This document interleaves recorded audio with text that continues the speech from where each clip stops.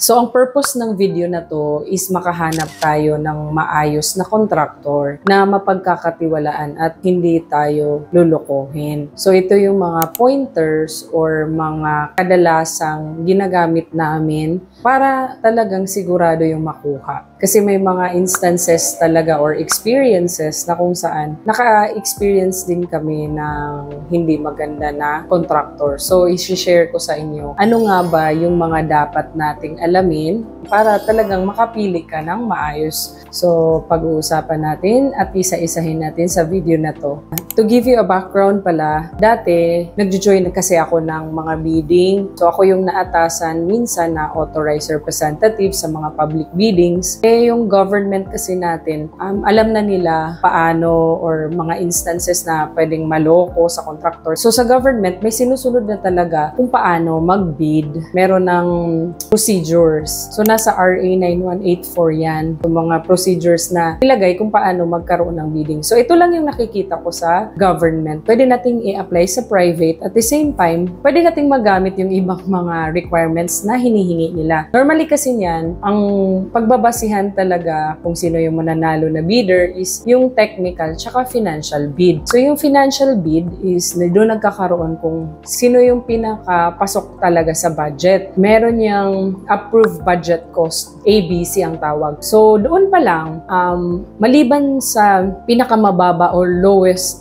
bidder or pinakamababa magbigay ng presyo, is that kailangan meron siyang or pumasa siya sa mga technical requirements na kung saan meron dun yung mga qualifications like sa mga mayor's permit, mga PCAB licenses, mga ganyan, yung mga licenses ng contractor. At the same time, nililista din dun yung mga ongoing projects, tsaka mga completed projects with COC na meron ng mga certificate of completion. Ibig sabihin ba, yung government, inaalam nga din nila sa mga public biddings, inaalam nila na ano bang mga natapos na project nito? Maganda ba ang naging end result? Ganyan. So, pwede kasi nilang i-check dun. Kasi ililista mo isa-isa yung mga projects. So, meron ding single largest, yung pinakamalaki, na dapat yung pinakamalaking project is kaya niya halos the same talaga sa pinapabid. So, parang ganyan sa government.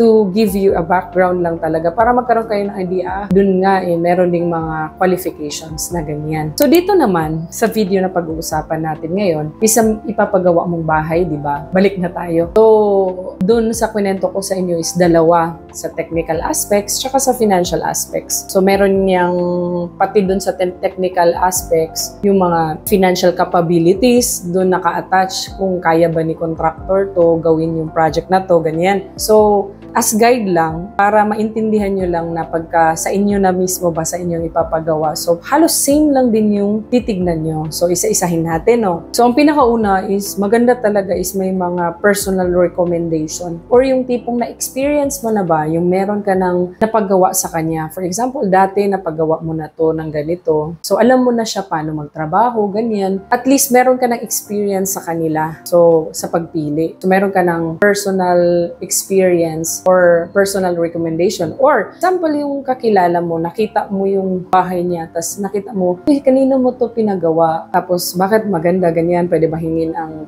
contact nito? So, yung tipong sinabi din ng kakilala mo na maayos talaga sila. Yung ganun, para kahit papano ba, meron ka talagang nakita, hindi lang talaga yung ni-refer na wala kang nakita. So, isa yan sa titignan mo. So, yun na nga, yung pinakauna is meron kang personal experience or meron siyang positive review na nakita mo talaga personally. Nakita mo talaga yung ginagawa niyang project. So, pwede mo siyang tanungin na ano ba yung mga ongoing projects mo? Ano ba yung mga natapos mo na projects? Pwede mo siyang hingan ng profile. So, parang sa government din. Kaya binanggit ko yun sa inyo para may idea lang kayo na ganun pala sa government. So, after nun, personal recommendation, and then nakita mo personally, then hihingan mo siya ng profile. So, yan yung isa sa mga gagawin mo. Isa sa mga gagawin mo. Marami yun. So, pangalawa mong titignan is kung budget friendly ba siya at at saka stable. So, again, katulad siya sa sinabi ko kanina before na about sa government, na meron silang mga qualification like NFCC, Net Financing Capabilities ng contractor. Kung basta pinapakita dun na kung liquid ba yung pinaka-purpose ng NFCC is makita kung liquid ba yung company, kaya ba niyang mag-sustain throughout sa project. Kunwari may delay, ma-delay yung payment, ganyan, at least mapapatuloy or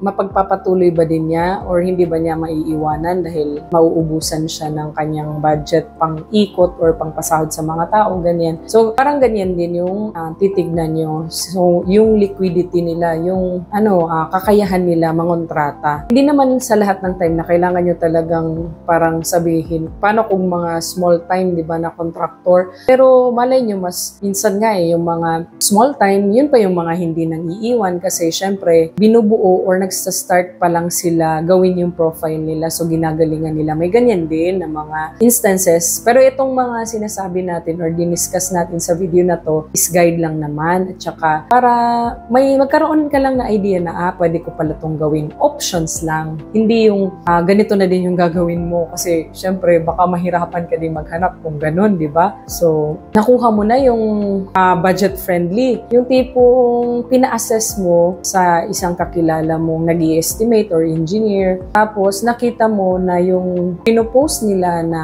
amount is competitive naman. So, ganun yung gagawin mo. So, pangatlo is meron silang professionalism tsaka connected siya sa sinabi ko sa number 1 na meron siyang quality of work. So, dahil nakita mo, kasi personal nga or na-experience mo or nakita mo talaga yung mga ginawa nila, dun pa lang nakikita mo na quality talaga yung trabaho. Hindi lang pera-pera. Kasi may mga nagko-comment nga sa comment section na yung mga contractor daw ngayon, mga pera-peran lang. Hindi naman po lahat. Yung iba po ay naghahanap buhay lang at hindi naman lahat ay purong tubong lugaw. Kasi hindi naman lahat ng contractor is nagiging ganyan, yung malaki masyado ang patong sa mga project. So kung para maiwasan nyo yung mga ganyan, yung parang masabi nyo na ang laki ng pinatong sa pinaka-budget ng bahay nyo is maganda yung sinabi ko po sa inyo na magpa-estimate kayo ng at cost sa kakilalang engineer or sa mga kakilalang professional na nag-i-estimate ng at cost para makita nyo na hindi naman ganun kalaki yung pinatong ni contractor. So another thing na titignan mo is yung mga, yun nga, yung kanina nabanggit ko,